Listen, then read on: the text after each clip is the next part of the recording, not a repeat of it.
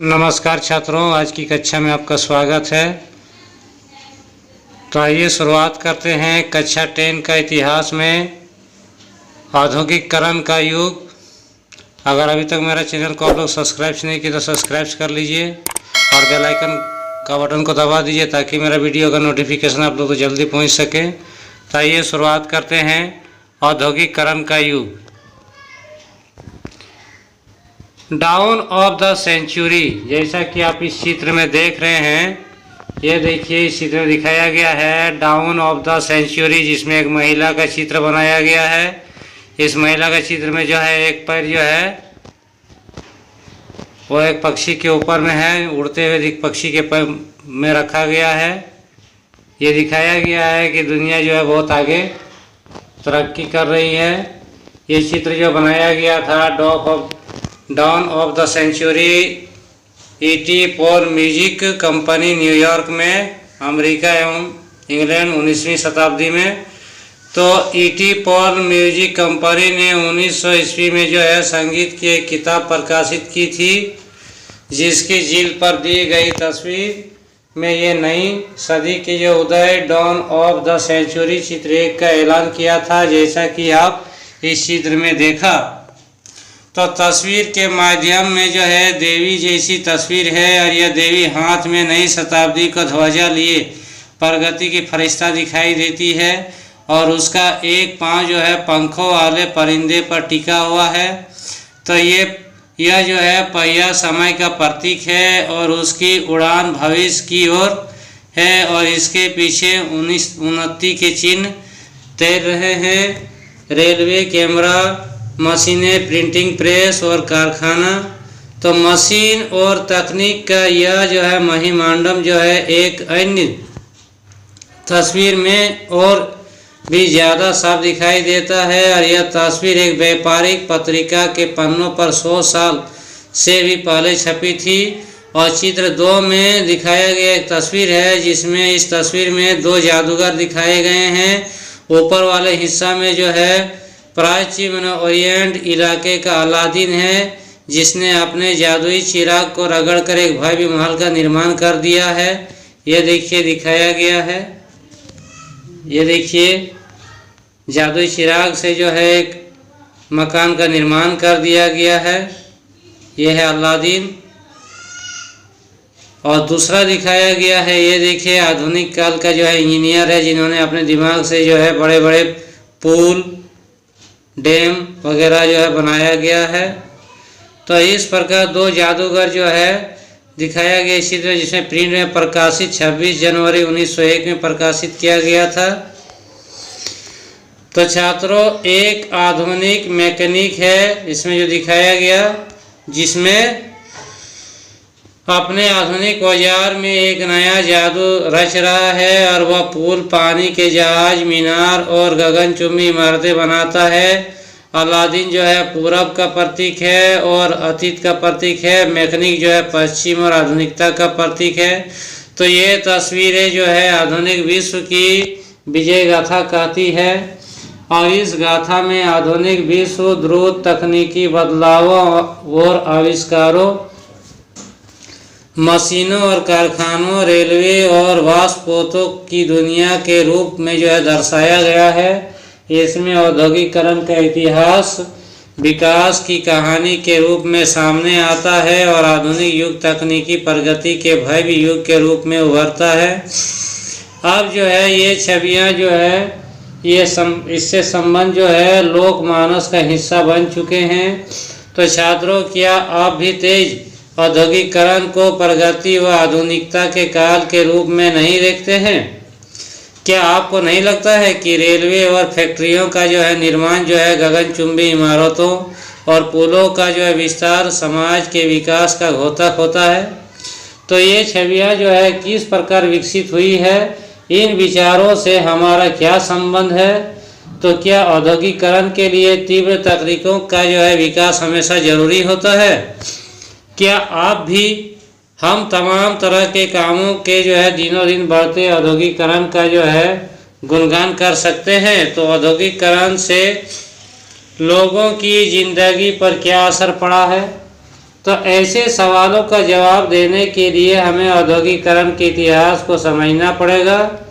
तो इस अध्याय में हम यही जो है इतिहास पढ़ेंगे। यहाँ हम दुनिया के पहले औद्योगिक राष्ट्र ब्रिटेन और उसके बाद भारत में औद्योगिकरण का अध्ययन करेंगे और यहाँ जो है औद्योगिक बदलावों का जो पैटर्न औपनिवेशिक शासन से तय ही रहा था। तो आइए देखते हैं औद्योगिक क्रांति से पहले क्या था दुनिया। तो औद्योगिकरण को अक्सर हम कारखानों के विकास के साथ ही जोड़कर देखते हैं और जब हम औद्योगिक उत्पादन की बातें करते हैं तो हमारा आशय फैक्ट्रियों में होने वाले उत्पादन से होता है और जब हम औद्योगिक मजदूरों की बातें करते हैं तो हमारा आशय कारखानों में काम करने वाले मजदूरों से ही होता है। और औद्योगिकरण के इतिहास अक्सर प्रारंभिक फैक्ट्रियों की स्थापना से शुरू होते हैं। अर्थात कहने का मतलब है कि औद्योगिकरण का मतलब ही होता है कारखाना जहां मशीनों के द्वारा जो है काम किया जाता है, एक छत्र के नीचे बहुत सारे मनुष्य। तो इस पर हम सोच सकते हैं कि एक समस्या है कि दरअसल इंग्लैंड और यूरोप में फैक्ट्रियों की स्थापना भी जो है पहले ही अंतर्राष्ट्रीय बाजार के लिए बड़े पैमाने पर औद्योगिक उत्पादन होने लगा था और यह उत्पादन जो है फैक्ट्रियों में ही नहीं होता था। बहुत सारे इतिहासकार औद्योगिकरण के इस चरण को आदि औद्योगिकरण का नाम देते हैं और 17वीं और 18वीं शताब्दी में जो है यूरोपीय शहरों के सौदागर गांवों की तरफ जो रुख करने लगे थे। वे किसानों और कारीगरों को जो है पैसा देते थे और उनसे जो अंतर्राष्ट्रीय बाजार के लिए उत्पादन करवाते थे। उस समय विश्व व्यापार विस्तार और दुनिया के विभिन्न भागों में उपनिवेशों की स्थापना के कारण चीज़ों की मांग बढ़ने लगी थी और इस मांग को पूरा करने के लिए केवल शहरों में रहते हुए उत्पादन ही नहीं बढ़ाया जा सकता था। वजह यह थी कि शहरों में जो है शहरी दस्तकारी और व्यापारी गिल्ड्स जो काफ़ी ताकतवर थे, ये गिल्ड्स जो है उत्पादकों के संगठन होते थे और गिल्ड से जुड़े उत्पादक जो है कारीगरों को प्रशिक्षण देते थे और उत्पादकों पर जो है नियंत्रण रखते थे, प्रतिस्पर्धा और मूल्य तय करते थे तथा जो व्यवसाय में नए लोगों को आने से रोकते थे। और शासकों ने भी जो है विभिन्न गिल्ड्स को खास उत्पादों के उत्पादन और व्यापार का एकाधिकार दिया हुआ था।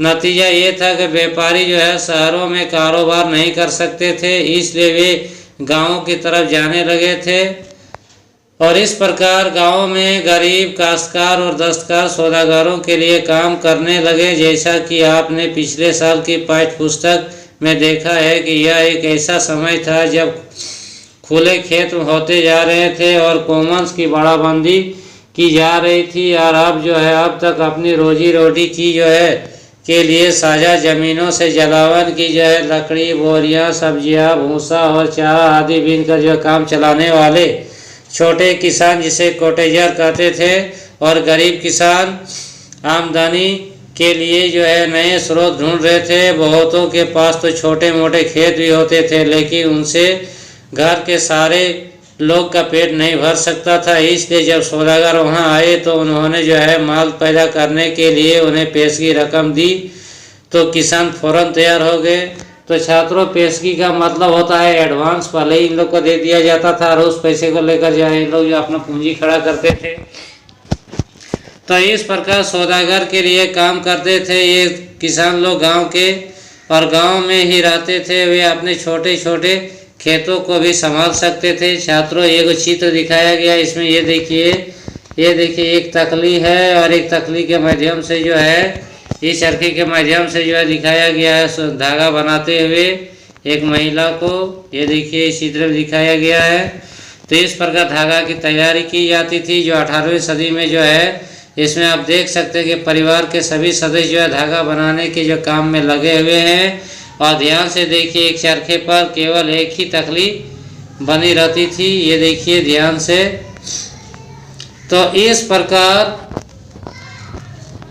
जो है औद्योगिक उत्पादन से होने वाली आमदनी ने जो है खेती के कारण सिमटती आय में जो बड़ा सहारा दिया और अब उन्हें पूरे परिवार के श्रम संसाधनों के इस्तेमाल का मौका भी मिल गया। तो तो इस व्यवस्था में शहरों और गांवों के जो है बीच जो है घनिष्ठ संबंध जो है विकसित हुआ। और सौदागर रहते तो थे शहर में, लेकिन जो उसके लिए काम ज़्यादातर देहात में चलता था। और इंग्लैंड में जो है कपड़ा व्यवसायी, जिसे स्टेपलर कहते थे, स्टेपलर से ऊन खरीदते थे और उसे ऊन काटने वालों के पास जो है पहुंचा देते थे। इससे जो धागा मिलता था उसे जो है बुनकरों, जिसे फ्लोजर्स और रंगसाजों के पास ले जाया जाता था और लंदन में कपड़ों की फिनिशिंग होती थी। तो छात्रों, इस चैप्टर में क्वेश्चन आएगा कि स्टेपलर्स क्या है, फ्लोजर्स क्या है। तो इसके बाद निर्यातक व्यापारी जो है अपने जो है कपड़ों को जो अंतर्राष्ट्रीय बाजार में बेचते थे और इसलिए लंदन को जो है तो फिनिशिंग सेंटर के रूप में ही जाने लगा था। तो छात्रों, आप लोगों को परीक्षा में क्वेश्चन आएगा फिनिशिंग सेंटर से आप क्या समझते हैं। तो लंदन के जो बाजार को जो है फिनिशिंग सेंटर कहा जाता था, जहाँ पर कपड़ों की तैयारी की जाती थी। तो यह आदि औद्योगिक व्यवस्था व्यावसायिक आदान प्रदान के नेटवर्क का जो हिस्सा थी और इस पर सौदागर का नियंत्रण था और चीज़ों का उत्पादन कारखानों की बजाय घरों में होता था। और उत्पादन के प्रत्येक चरण में प्रत्येक सौदागर 20 से 25 मजदूरों से जो है काम करवाता था। इसका मतलब यह था कि कपड़ों के जो है हर सौदागर के पास सैकड़ों मजदूर काम करते थे। छात्रों, ये देखिए इंग्लैंड की एक फैक्ट्री को दिखाया गया है। ये देखिए दिखाया गया है चित्र में। ये देखिए फैक्ट्री जो है इसमें दिखाया गया लंकाशायर का, जो इंग्लैंड में था। इसे जो एक कलाकार ने कहा कि अगर उस समय मौसम की नज़र से देखें जिसके कारण लंकाशायर जो है दुनिया में सूत कताई के लिए सबसे आदर्श स्थान बनता है, तो शाम के धुंधले के में जो है दमकता कॉटन मिल सबसे शानदार नज़ारा दिखाई देता है। ये देखिए जो चित्र में दिखाया गया है, ये लंकाशायर का जो है कारखाना को दिखाया गया है।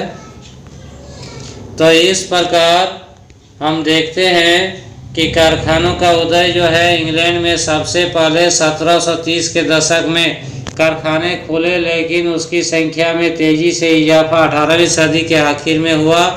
और कॉटन यानी कपास जो है नए युग का पहला प्रतीक थी। 19वीं सदी के आखिर में जो है कपास के उत्पादन में भारी बढ़ोतरी हुई और 1760 में जो है ब्रिटेन अपने कपास उद्योग की ज़रूरतों को पूरा करने के लिए 25 लाख पाउंड कच्चे कपास का जो आयात करता था, जो हमारे भारत देश और दूसरे देशों से भी जाता था इंग्लैंड। और इस प्रकार 1787 में यह आयात बढ़कर जो है 220 लाख पाउंड तक पहुंच गया था। और यह इजाफा उत्पादन की प्रक्रिया में बहुत सारे इलाकों का परिणाम था। तो आइए देखें कि ये बदलाव कौन से थे। तो 19वीं सदी में कई ऐसे आविष्कार हुए जिन्हें उत्पादन प्रक्रिया, कॉर्डिंग, ऐंठना एवं कताई और लपेटने के हर चरण की कुशलता बढ़ा दी गई और प्रति मजदूर उत्पादन बढ़ गया और पहले से ज़्यादा मजबूत धागों व रेशों का जो उत्पादन होने लगा। इसके बाद रिचर्ड और क्राइट ने सूती कपड़ा मिल की जो है रूपरेखा सामने रखी और अभी तक जो है कपड़ा उत्पादन पूरे देहात में फैला हुआ था और यह काम लोग अपने अपने घर पर ही करते थे। लेकिन अब महंगी नई मशीनें खरीदकर उन्हें कारखानों में लगाया जा सकता था और कारखाने में सारी प्रक्रिया एक छत के नीचे और एक मालिक के हाथों में आ गई थी। इसके चलते उत्पादन प्रक्रिया पर निगरानी, गुणवत्ता का ध्यान रखना और मजदूरों पर नज़र रखना संभव हो रहा था। और इस प्रकार जब तक उत्पादन गांवों में हो रहा था तब तक जो है ये सारे काम संभव नहीं थे। और 19वीं सदी की शुरुआत में कारखाने जो है इंग्लैंड के भूदृश्य का अभिन्न अंग बन गए थे और ये नए कारखाने जो है इतने विशाल और नई प्रौद्योगिकी की ताकत इतनी जादुई दिखाई देती थी कि उस समय के लोगों की आंखें जो है चौंधिया जाती थी। लेकिन लोगों का ध्यान जो है कारखानों पर टिका रह जाता था और वे इस बात को मानो कि भूल ही जाते थे कि उसकी जो है आंखों में ओझल गलियों और वर्कशॉप में अभी भी उत्पादन चालू है। इसके बाद हम आते हैं औद्योगिक परिवर्तन की रफ्तार। तो औद्योगिकरण की प्रक्रिया कितनी तेजी थी। क्या औद्योगिकरण का मतलब जो है केवल फैक्ट्रियां उद्योगों के विकास तक ही सीमित होता है। तो छात्रों ये देखिए एक चित्र दिखाया गया है एक कारखानों का जो है इंग्लैंड का है, जो धुआं छोड़ती चिमनियाँ औद्योगिक इलाकों की पहचान बन गई थी। ये लंदन का न्यूज में 1897 में ये चित्र छपा था। तो इस प्रकार पहला जो है सूती उद्योग और कपास उद्योग ब्रिटेन के सबसे फलते फूलते उद्योग थे। तेजी से बढ़ता हुआ कपास उद्योग 1840 के दशक तक औद्योगिकरण के पहले चरण में सबसे बड़ा उद्योग बन चुका था और इसके बाद लोहा और स्टील उद्योग जो आगे निकल गए। 1840 के दशक में इंग्लैंड में जो है और 1860 के दशक से जो उसके उपनिवेशों में रेलवे का विस्तार होने लगा था। फलस्वरूप जो है लोहे और स्टील की ज़रूरत तेज़ी से बढ़ी और 1873 ईस्वी तक जो ब्रिटेन के लोहा और स्टील निर्यात का मूल्य जो है लगभग 7.7 करोड़ पाउंड हो गया था और यह राशि जो है इंग्लैंड के कपास निर्यात के मूल्य से दोगुनी हो गई थी। दूसरा है कि नए उद्योग परंपरागत उद्योगों को इतनी आसानी से हाशिए पर नहीं ढकेल सकते थे। 19वीं सदी के आखिर में भी जो है तकनीकी रूप से विकसित औद्योगिक क्षेत्र में काफ़ी काम करने वाले मजदूरों की संख्या कुल मजदूरों में जो है 20% से ज़्यादा नहीं थे और कपड़ा उद्योग का जो एक गतिशील उद्योग था, लेकिन उसके उत्पादन का बड़ा हिस्सा जो कारखानों में नहीं बल्कि घरेलू इकाइयों में होता था। छात्रों ये देखिए एक रेलवे कारखाना को दिखाया गया है। ये देखिए ये रेलवे कारखाने में जो है 1849 ईस्वी का है, जिसमें इस फिटिंग शॉप में नए लोकोमोटिव इंजन बनाए जाते थे और पुरानों की मरम्मत की जाती थी। ये देखिए तो इस प्रकार तीसरा में बताया गया है कि परंपरागत उद्योगों में परिवर्तन की गति भाप से चलने वाले सूती और धातु उद्योगों से तय नहीं हो रही थी, लेकिन ये परंपरागत उद्योग जो पूरी तरह ठहराव की अवस्था में भी नहीं थे। खाद्य प्रसंस्करण, निर्माण, पोल्ट्री, कांच के काम, चर्म शोधक, फर्नीचर और औजारों के उत्पादन जैसे बहुत सारे गैर मशीनी औजारों में तो तरक्की हो रही थी और वह जो है मुख्य रूप से साधारण और छोटे छोटे आविष्कारों का ही परिणाम था। चौथा, औद्योगिकीय बदलावों की गति धीमी थी। औद्योगिक भूदृश्य पर ये जो है बदलाव नाटकीय तेजी से नहीं फैले। नई तकनीकी महंगी थी। सौदागर और व्यापारी इनके इस्तेमाल के सवाल पर फूंक कर कदम बढ़ाते थे। मशीनें अक्सर जो खराब हो जाती थी और उनकी मरम्मत पर काफ़ी खर्चा आता था। वे अभी उतनी अच्छी भी नहीं थी जितनी उनके आविष्कारों और निर्माताओं का दावा था। इस प्रकार इस बात को समझने के लिए आइए भाप के इंजन का उदाहरण लें।